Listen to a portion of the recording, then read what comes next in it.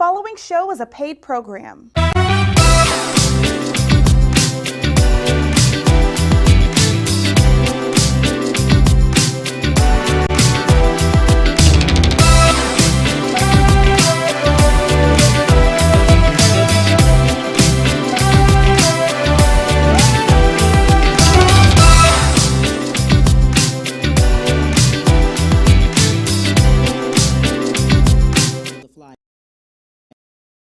Today we have the best of the best with us. Carl Thomas, national recording, R&B singer and artist. He is here in the building. Hey family, how you doing? Man, how you doing, Cam? Oh man, I'm so excited you are here today. Man, I'm glad to be here, man. I had to go on YouTube and I checked out a few of your shows. I saw how you got down, Cam. I saw you, man. You are originally from Aurora, Illinois. Yeah, How man. did you get into music? Well, it was more so music got into me. There you go. There you Yeah, go. Man. I never really. It's as weirdly as this is gonna sound, but I never really tried to do this. Mm-hmm. I only got ready. Yeah. Yeah, I got ready. You know. When I was a kid, I kind of watched television different. You know, I'm the youngest of all of my siblings, so I caught on to just the dramatic part of things, but watching the soap operas. My older sisters, you know, Yeah. you wasn't allowed to touch the TV. Right. Not during the At soap all. operas. So because I wasn't allowed to touch the TV, you know, I knew everything that Luke and Laura was doing. General Hospital and One Life to Live, and All Right. My Children, all that, Yeah. all that jazz. You know, me and my brother, we were versed. Exactly. You know, yeah, we was versed on that. So, but I can say that I watched television different, Mm-hmm. you know, than my other siblings. You know, they looked at it as entertainment, and I looked at it as entertainment and something tangible, Right. something that I could actually do. Mm-hmm. You know, I looked at, I can do that. Mm. You know what I mean? Mhm. And that just kind of followed me into different areas of my life, you know. Right. But earliest, it was really my Aunt Merle. It was really my Aunt Merle who just kind of, you know, ear dropped on me while I was outside, and I Uh-huh. was really trying to just see how many people I could emulate. Uh-huh. You know, Right. and yeah. That's really how it started for me. Mm-hmm. Is let me see who I can copy, Right. and let me see who I can sound just like. You know. Exactly. So she ran in the house and told my mom I was outside singing Michael Jackson, and you know they all came out on the porch and called me over there and made me sing. Made me sing. So put it down right here on the porch. Right. You know what I'm saying? So, but that was the beginning of my family, Mm-hmm. you know, really just jumping aboard, supporting, you know, my abilities. And, you know, I left home early when I was 16 years old. I was what you call an emancipated teen. Yeah. You know, yeah. That's really popular now, but back Right. then that really wasn't Wasn't too popular. Yeah, it really wasn't a popular thing. Uh-huh. But the violence level, you know, where I was, it just kind of made me just, you know, as a teenager, you shouldn't have to be put in a position where you always have to look over your shoulder. Or, Right. you know, and the violence level where I was at, you know, they had started shooting innocent kids. Mm-hmm. You know, kids like me that was never involved, you know, in gang banging or Right. anything like that. Anyone that knew me from church, or knew me from singing, and knew me Right. from, you know, trying to participate in this talent show or whatever Right. it was, you know. But you can't help where you live. You know, Right. a product of public housing. You know, and you don't see it like that. Of course, you know, it was a place where there was a lot of love there. All of my friends, you know, most of whom are still my friends today. Right. You know, we grew up there. You know, I was definitely that rose, you know, that grew out of the concrete. And I had to kind of learn how to not love the concrete. You know what I'm saying? Yeah. So, you know, my family really was that double-edged sword, because while they supported me on one end, you know, I still had to fight to do the things that I wanted to do. Right. On the other side of that blade, you know. But looking at the process and how you went in the music, then you meet Sean. At that time, his name was Puffy Combs. He's just recently changed it. I know the Sean Love Combs. People love saying that. People love saying that. Puffy Combs. Puffy Combs. So recently he changed it. Whenever you say that, I think of John Witherspoon. I think Puffy Combs. But you met him along the way.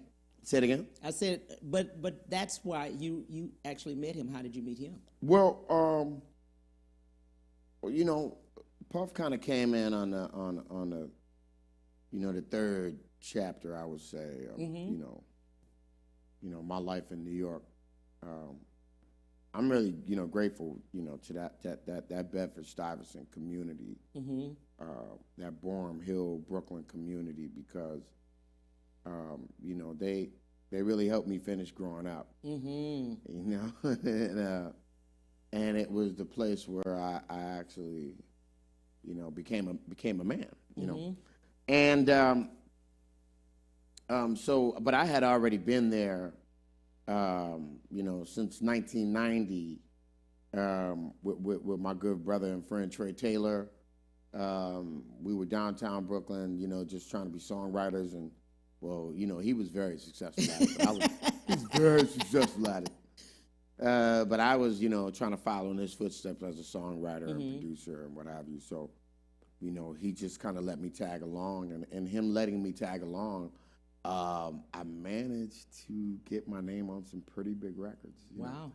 But I never took it to the point to where I thought that, you know, I could actually do this for a living and make a career out of it. Right. But it was absolutely great, you know, for my discography. I learned what it felt like to be dropped from a label, you know. My first record deal was with a group called The Formula, and I was singing with, and we were signed to Epic Records, and you know, that was really about the lesson. You know, that was really more so about the lesson, and I didn't know that at the time. Right. I went from that situation to a situation at Big Beat Atlantic Records, from that situation to a situation at Motown Records, from that situation to, you know, me really not really knowing if in fact I wanted to really continue in the business. But I was just having such a good time doing open mic. You know, the New York City open mic circuit is probably an open mic circuit that can only be rivaled by the open mic circuit in Minneapolis in the 80s. You know what I mean? But in the 80s and 90s, the open mic scene in New York was just, you know, that's where you have the Battle of the Bands that produced Teddy Riley and Keith Sweat and all of these wonderful musicians, all of these wonderful groups. And that tradition, you know, continued throughout the 90s right, and 2000s. And, I was having such a ball, man, doing that because there were no rules. There was no rules, and I really looked at it as competition, and not really competition against the other singers, but it was like each time I got up there, I wanted to see how much of a better version of myself I could be. Right. How much, you know what I'm saying? If I could be a flyer version, if I could be a flyer version of myself. Absolutely. Of I'm glad myself. you mentioned that, though, because Well, we were just talking about the music business. Well, yeah, There's a business of it. Well, my mentor, God rest his soul, Ron Grant, who passed away in 2018, was just really instrumental in not letting me give up. Yeah. And there was a few times where I had really put my microphone down, and he made me stay gigging. He made me stay on the open mic scene, and that kept me in people's face. Right. So one night I'm at Chaz and Wilson's, which is 79th and Amsterdam. Great place. Right. Owned wonderful woman named Debbie Wilson used to own this place. It was a dinner bistro, I guess you could call it. So it's where we really established, a really hard Ron Grant and Friends open mic there, So I remember when Big got asked to go out with R. Kelly and be the opening act on his 12-play tour. And that was really huge. That was really huge. And I remember the Sunday that they got back home, rather, his DJ called me up and was like, yo, what's going on tonight? What are y'all doing? So, I kind of just put them on and like, well, this is what's happening on Sunday nights, and they came through, and it was just the timing of it all, I guess. Right. Just the timing. Puff walks in, I'm on stage. I just happen to just be blowing fire. Like Kevin Hart said, drop fire on these dudes. No. But, I just so happened to be on stage, doing my thing. And, just the funniest thing, man, he wrote a little note on a napkin and sent it to my table. And he was like, yo, meet me in the kitchen. And I'm just like, who is this guy? Kitchen. So I literally go in the kitchen, and it's like literally 200 workers in there, busy, hot food, hot grease. Right. Everything. Yeah, it's going down, and me and him are sitting in the middle of this kitchen where all of this food is being passed and slanged and what have you, and we're having this hour-long conversation about music and about, this artist, that artist, and almost like we weren't there, almost like we weren't even there. We debating about, Marvin Gaye, and it's like who in the kitchen, yeah, in the middle, like we could have got third-degree burns easy, So we just in there, and we exchanged numbers, and we exchanged numbers, and we didn't get up right away. And then after some time went past, we just started meeting in the studio and working on different things. And during that time, it was like, we had just made an agreement that me as a bad boy artist is something that I wanted to do. Wow. Now, I know he got sick of me because, I negotiated with him for about a year before I actually signed on the dotted line. I know he was like, but I got a really, contrary to popular opinion, I got a really good deal from Bad Boy. The best way to get a good deal is to be in a bad one. being a bad one. You'll know exactly what you ain't getting. You know exactly what you ain't getting, Cam. I'm glad you mentioned that because it's so many new artists that are out, right? Especially during COVID situations, a lot of people have lost their job, but they have dreams and they've always wanted to go into music. But in doing so, as a new artist at this time, what would you tell them? What would you talk to them about of what they need to do? Well, I would really tell them to find an angle with your music that people need. Right. I would also tell them to find out during this time that we're having this pandemic, find out what people aren't getting, or find out the form in which they are not getting something. Right. And then you can provide that. You know, this has definitely been a time of resourcefulness. You know? Right. Teachable moments. Yeah, definitely. You really get to, and I'm no different. I'm no different when it comes to this. You really get a chance to see what you made out. Absolutely, you are. Yeah. And you see the business side of it. You see the things you have to, your royalties and things. You see the things that you have to sign on. You know. I mean, well, the music business, multimedia in general, I would say, is the most disrespected profession that I would say of any profession on earth. I mean, it's the only profession that, you know, you can just fresh out of a 19-year prison stint, and, I'm going to go get some artists and put my hand in their lives, in the middle of their lives, you know what I mean, or what have you. I'm going to start a record label in the basement. You know, in the bathroom. Yeah, I mean, it's just, you know, it's a profession where people get in it without the proper education, the proper research, the proper due diligence. And representation. Yeah, the proper representation. And it's also a profession where people who haven't done anything love giving advice to people.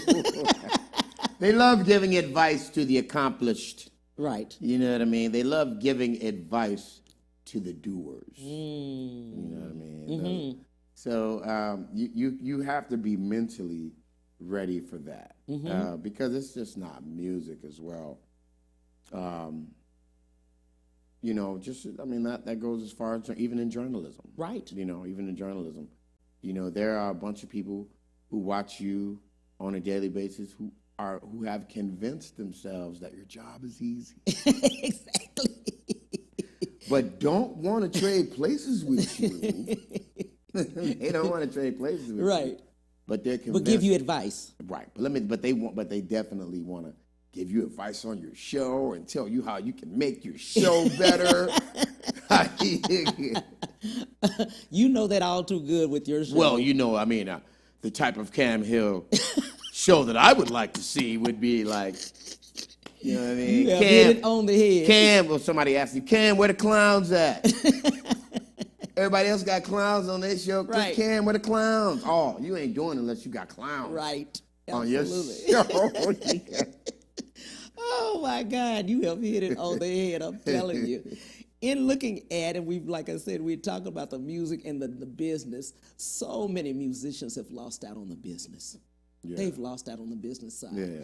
If it's not with representation, it's with someone that is handling their funds or handling their money or handling, you know, their actual contracts, and they not even have the knowledge. Well, yeah, it's tricky. It's tricky coming at it, you know, from a musician standpoint. A lot of musicians don't start in business; they start in the creative sphere. Where they start there, and it's hard for them to think of their instrument as a company. Right. It's very hard. Just like it's hard for a lot of singers to think of themselves as a plant. This is you're a plant, and This is where you make the music, and this is where you produce it, and this is where you bring it to the world. You know what I'm saying? Mm-hmm. It's a problem. I definitely suffer from that. It's a problem that a lot of singers and musicians have. But it usually takes that one teachable moment, that one big teachable moment, that one big hold up, that one big stick 'em up, man. Like, but you know what I'm saying, right? Like, you know, and for you to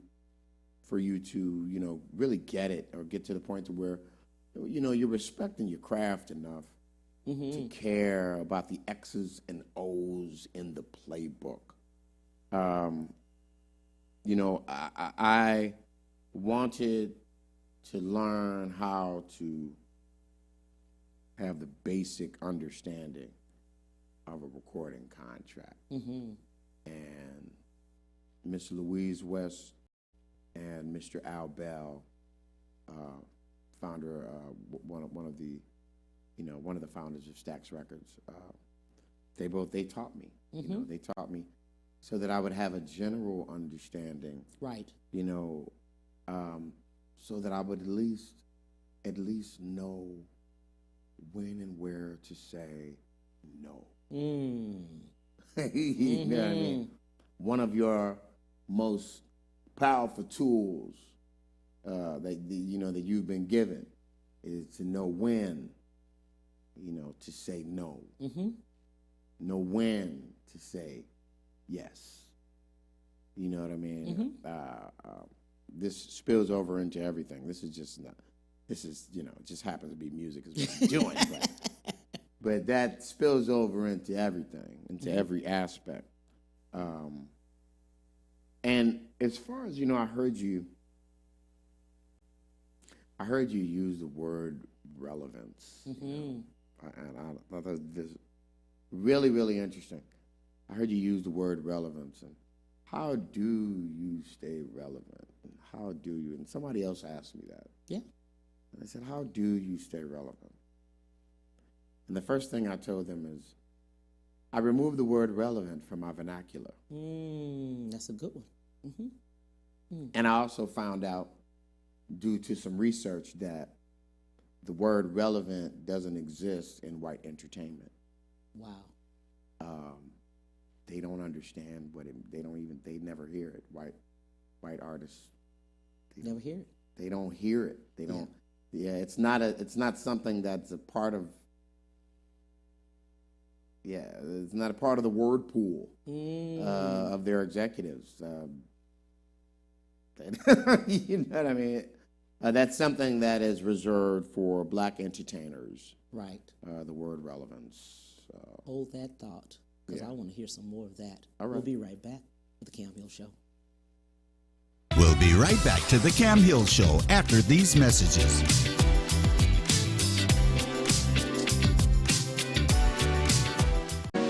The Cam Hill Show. If you'd like to advertise your business or become a sponsor, contact the Cam Hill Show at gmail.com. I'm a part of the Prenatal Care Club now, taking all my STD tests. Did you know your doctor's required by law to test you 3 times for syphilis and HIV? Yes, my husband and I are making sure I get all 3 tests. Good. Testing is the key to preventing congenital syphilis. And good prenatal care is your first labor of love. Glad to hear your husband is so involved. Thank you. Yes, taking all my STD tests for syphilis is important to both of us. My prenatal promise is to prevent a stillbirth or miscarriage. To find out more, visit myprenatalpromise.com. This pandemic has impacted the lives of many people living with underlying health conditions, such as asthma and diabetes. That's why avoiding COVID-19 is a top priority, and a vaccine will help prevent the spread of COVID-19. Please keep masking up and practicing social distancing to protect those close to you. And be ready to take your best shot when a vaccine is available. Protect yourself to prevent the spread of COVID-19.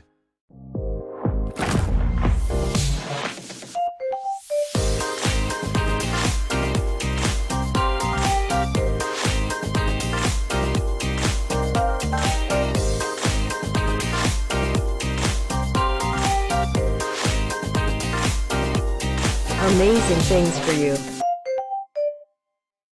Move up at Ron Carter Cadillac. Drive the new 2021 Cadillac XT4 Luxury Collection for only $319 a month. The new 2021 Cadillac XT5 Luxury Collection for only $399 a month. Both for 39-month lease with just $1 down. Or purchase either and enjoy 0.9% APR for 72 months plus bonus cash. Gulf Freeway just 2 minutes south of the Beltway.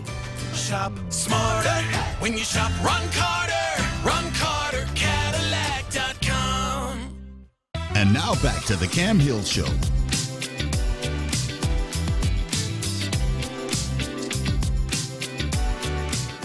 Hey, we're back with Carl Thomas. Carl, we were just picking up Black entertainment. Let's talk about it. Yeah, man. The state of where we are. I mean, it's like, where would you like to begin? Where would you like to begin? Where we are, where we were, where we're going. Take your pick, Cam. Where we are. Oh, man. Where are we? Where we are. I think that we have to pay attention to the individuals out there that are fighting for our space. Mm-hmm. You know, individuals out there who are fighting for our voice. Right. They're, you know, I look at the Revolt television situation, and I started Revolt.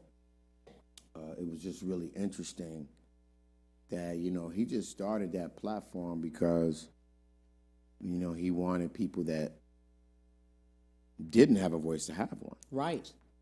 It's really no more simple than that, mm-hmm. you know. And he had to find out really quickly that television was just a different beast. Yes. It was just a different complexion of entertainment, mm-hmm. a different dimension, if you will. Mm-hmm. And the same discrimination and battles and wars and things like that he had to overcome in the music business, and they made him start, you know, go all the way back to a starting point in television. And, you know, he had to fight and is currently fighting, you know, through all of that mm-hmm. discrimination and just, you know, the booby traps that they right. set. Right. You know mm-hmm. what I mean? Absolutely. And that's why we still, and we were just talking about during the break about the awards and other things, how we always are still talking about first in 2021. You know, the first African American to win this, the first to, you know, actress or actor or whatever in that category to win it. Right. And why it's so relevant. We also suffer from amnesia mm-hmm. In a lot of different cases. Our history didn't begin when they gave it to us. Right. Mm-hmm. You know, they pulled the 3-card money, you know, by telling us that most of us came from Africa, and the truth was that most of us were already here on this land. Mm-hmm. And they knew about us over here, and we knew about them over there. Right. But, you know, white supremacy in its micromanagement took everything that we were, erased it, repackaged it, right. and resold it to us. Mm-hmm. Mm-hmm. And we are somewhat in the middle of the leveraging of information. Mm-hmm.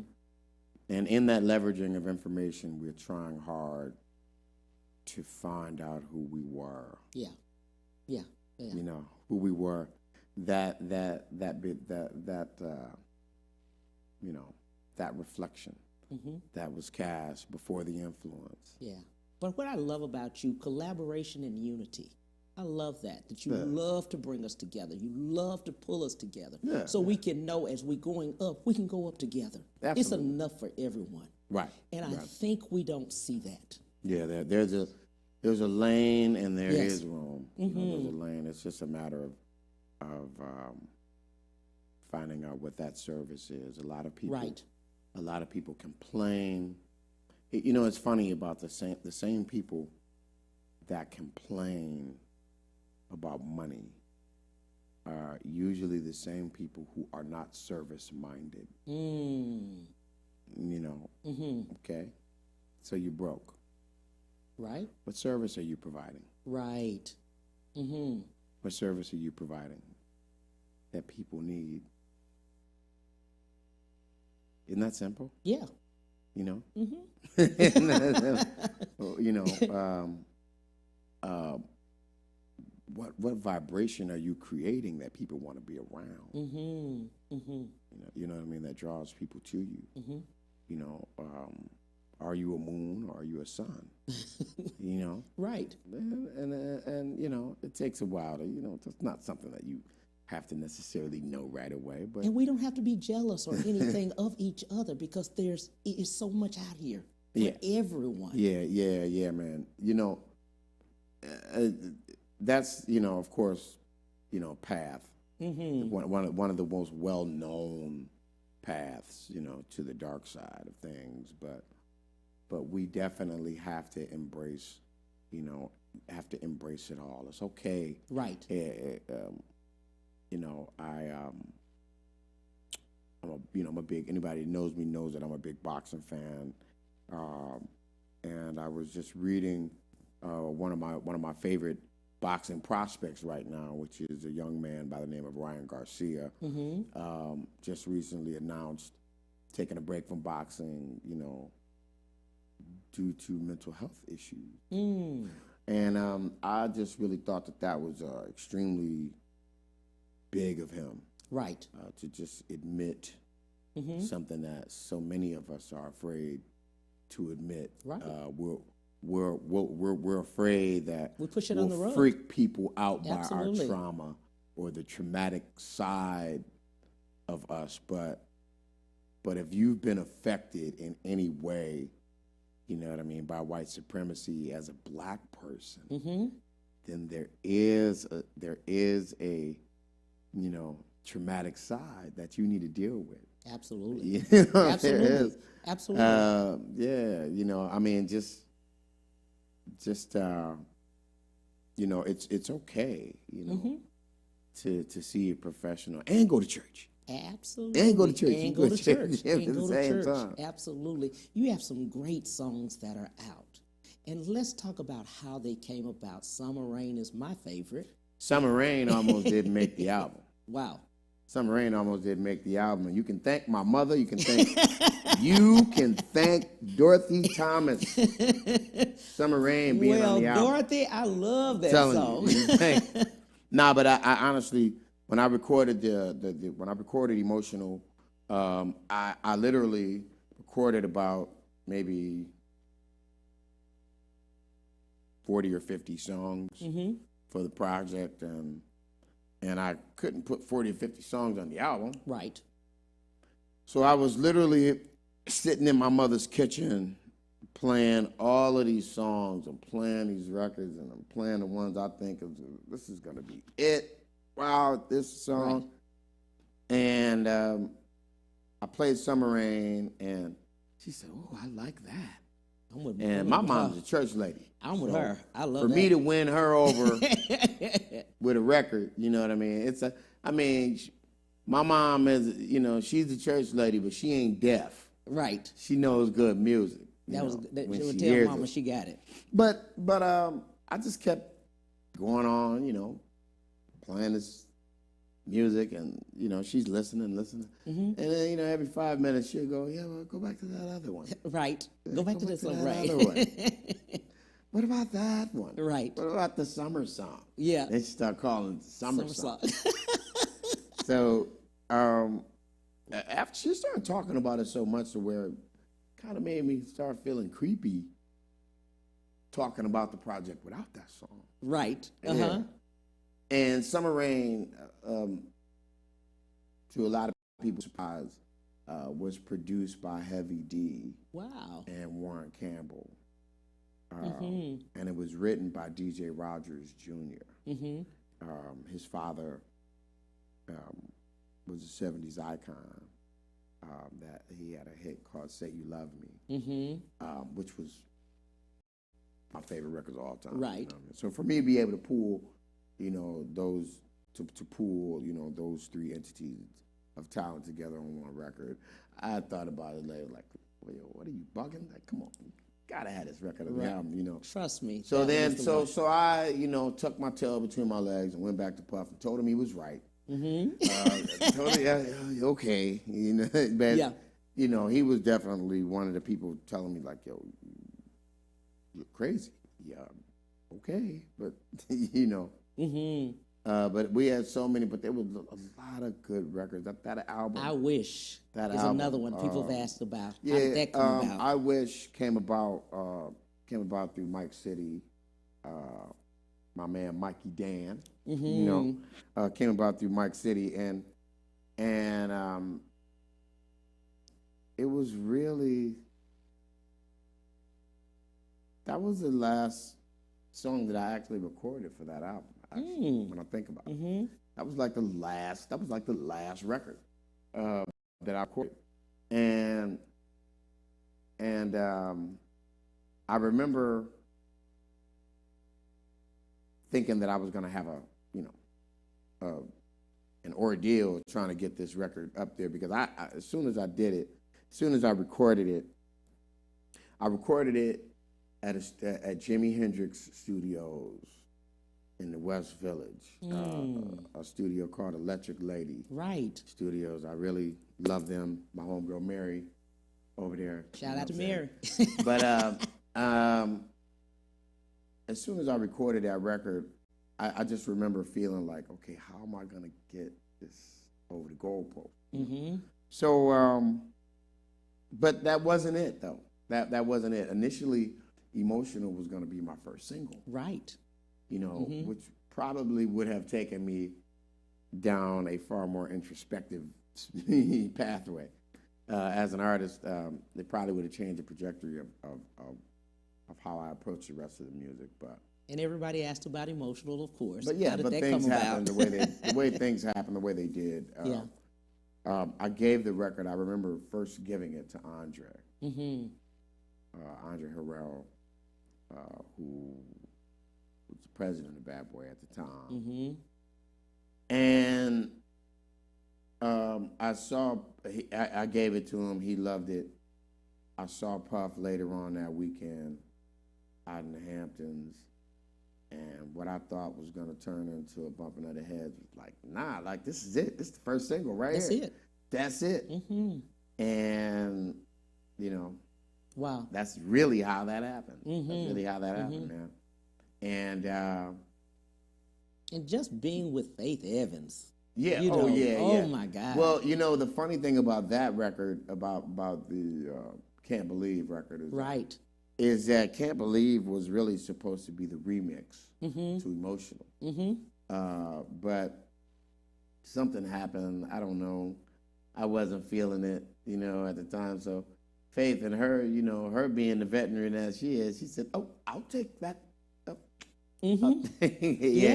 Yeah, you know. But it worked out well, you know. You all vibed together. You all it worked great. Out well because we meshed like, wow. really well. Yeah, we meshed really well, and you know, even now, you know, when we get the chance to do the record live, you know, we all know like, yo, this almost didn't happen, right? Like people still love that. Yeah, definitely. It's a great. They love the synergy of you guys. It's a great performance point, though. It is. Yeah, it is. I'm just saying the music. The way your lyrics are, the voices sound just the same.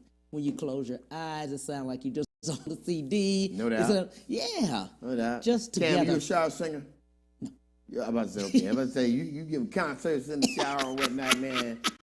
Look, that's the only way. A lot of people, man, in the shower, they in Carnegie Hall. Look, that's the only way, because they say when you come out, Cam, don't say nothing. Because you can't sing. They tell me up front, man, you can't sing. I know you sang in church, man. Come on, man. I tried to. And they kicked you out of there. They kicked me out of there. They kicked you out of there. They just said, see how they do? See how they took? Let's do this. We're going to take a break, and we'll be right back with Carl Thomas. We'll be right back to the Cam Hill Show after these messages.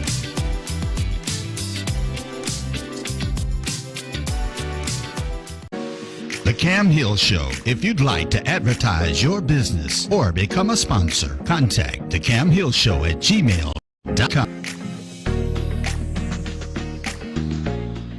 I'm a part of the Prenatal Care Club now, taking all my STD tests. Did you know your doctor's required by law to test you 3 times for syphilis and HIV? Yes, my husband and I are making sure I get all 3 tests. Good. Testing is the key to preventing congenital syphilis. And good prenatal care is your first labor of love. Glad to hear your husband is so involved. Thank you. Yes, taking all my STD tests for syphilis is important to both of us. My prenatal promise is to prevent a stillbirth or miscarriage. To find out more, visit myprenatalpromise.com. This pandemic has impacted the lives of many people living with underlying health conditions, such as asthma and diabetes. That's why avoiding COVID-19 is a top priority, and a vaccine will help prevent the spread of COVID-19. Please keep masking up and practicing social distancing to protect those close to you. And be ready to take your best shot when a vaccine is available. Protect yourself to prevent the spread of COVID-19.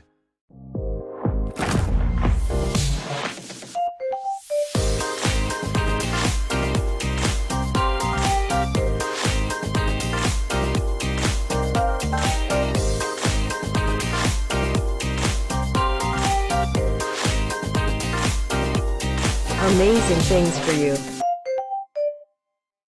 Move up at Ron Carter Cadillac. Drive the new 2021 Cadillac XT4 Luxury Collection for only $319 a month. The new 2021 Cadillac XT5 Luxury Collection for only $399 a month. Both for 39-month lease with just $1 down. Or purchase either and enjoy 0.9% APR for 72 months plus bonus cash. Gulf Freeway just 2 minutes south of the Beltway. Shop smarter when you shop Ron Carter. RonCarterCadillac.com. And now back to the Cam Hill Show.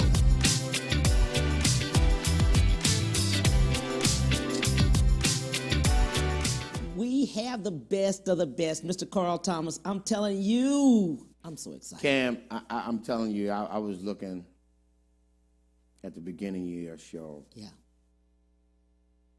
I said, he needs a Cam Hill song. He needs a Cam. No. He needs a Cam Hill song. I need a song. What I mean? Yeah. We're going to work on that. We're going to work on the song. I'm telling y'all right now, we're going to work on the Cam Hill song. You heard him? Now, you all heard him. Cam needs the intro song. You know what I mean? You heard him? Yeah, absolutely. Now, you heard Carl. I got to find, but I got to find the right, I'm going to produce it, but I got to find the right female to sing it. Ooh. I got to find the right voice, I'm telling you. And when you hear it, I'm telling you, when they hear it, they're gonna run to the notification because they know it's coming on. Because they hear the song. The song. The song. Y'all heard it. Y'all heard Carl tell me. Y'all heard it. On this day. On this day, I'm telling you, as we're looking at life and we're looking at music and things like that, we're getting ready to open up. COVID, people are taking their vaccinations. Right. They're out there, they're looking 200 live. million. 200 million live, but people want live. Virtual is good. Yeah. But now people are saying, we really want to. But I really appreciate I appreciate them still. They're still taking the necessary precautions. Absolutely. Masking and all the venues that I've been to, the artists go through, rigorous testing. Yes. They don't let you come, if not. And, the safety precautions that these venues are taking. Right. That you can tell that they really want to get back to some form of normality because they're taking it serious. Absolutely, they're taking it seriously. They're taking it seriously. That's right. As we're looking along the way and we're looking at media, and so you have radio, podcasts, you have things that you're putting out there. Let's talk about it. Yeah, man. What I did is I like to look at I just like to look at the landscape. Yeah.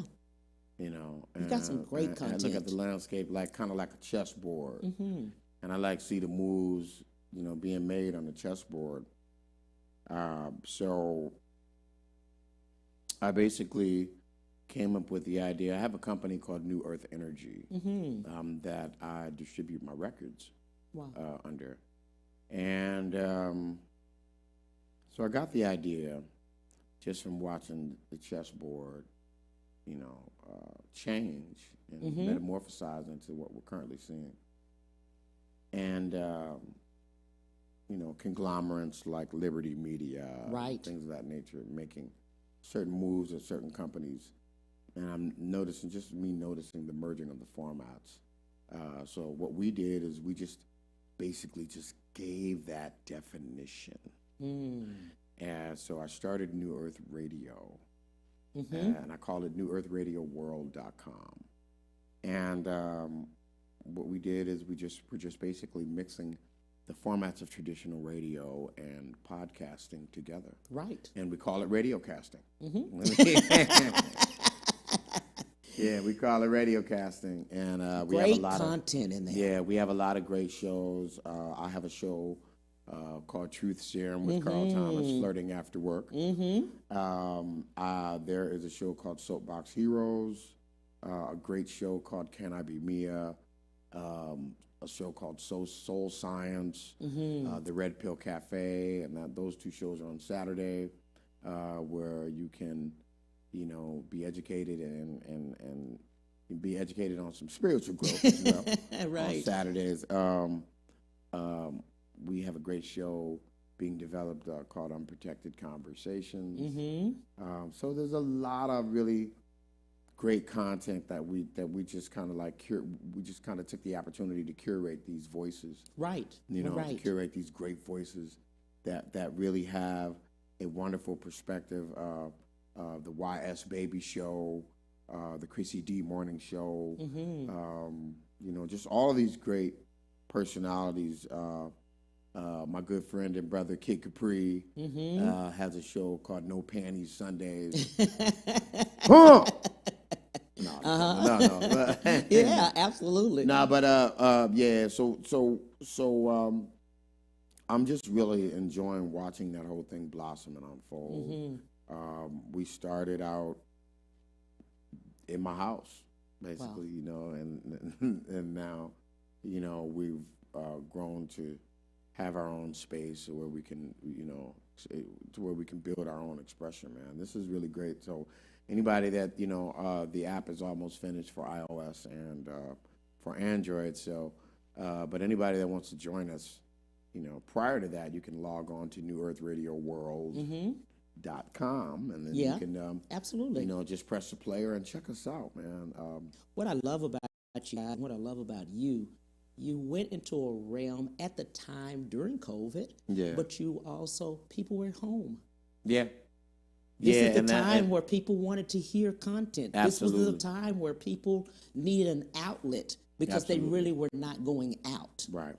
And I love that in a sense of you all had content for everyone. Yeah, and we just wanted to make sure that we took advantage of the opportune time. Right. This is there are a lot of different times in history that represented different points of transfers of wealth, and I definitely think that we are watching one, kind of sort of finish up, shall we say, those people who've been, smart enough to catch it, but there's definitely being COVID has also represented a social reorganization. Right. And I just wanted to be on the right side of history with that. So there's no better time than right now. Absolutely. Yeah. What I love about the fact is that you did not sit back like many. He said, like me. No, I'm just saying like many people did, because of the fact once you close the world down, because that was the end of February going into March, we didn't know. Yeah. They said we have to stay at home. Right. No, you're right. We had to stay at home. Yeah. But by staying at home, we needed something as an outlet. Read, listen, do something else. Oh, man, I did. You had an opening. Man, I did. I was at home doing tens of thousands of dollars in drop shipping. And right. It's all types of things I could, I was literally at home making money, finding different things. It wasn't to do a time with to my stop. Time. Yeah. It was time to go forward. Yeah, absolutely. Because many people, of course, after they say, okay, you got to stay at home, you can't come to the job anymore, That's opportunity. Right. That was an opportunity to go faster because many people didn't want to go to work anyway. They were like, yeah, I'm at home, cool. This was an opportunity to actually do. Work on your own things. You're right. Yeah. You're right. Work on your own dreams. That's Work right. on everything you can right. do, even now. Yeah, you know, the three, you know, I'm definitely a student of Bob Proctor. Mm-hmm. You know, definitely. Mm-hmm. And I remember him saying that, you know, there are three ways to make money. Yeah. And the first, the number three is the chicken scratch that you get, and whereas people exchange time for money. That's it. And then number two is people spending money to make money, investing. Mm-hmm. But the number one way is to have multiple streams of income, And everyone is under the assumption that an income stream has to be massive. Nah, right. Just consistent. There you go.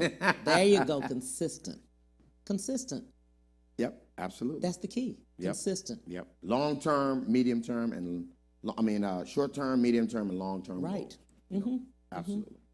And I like the fact that you said that it doesn't have to be large. It's just consistent.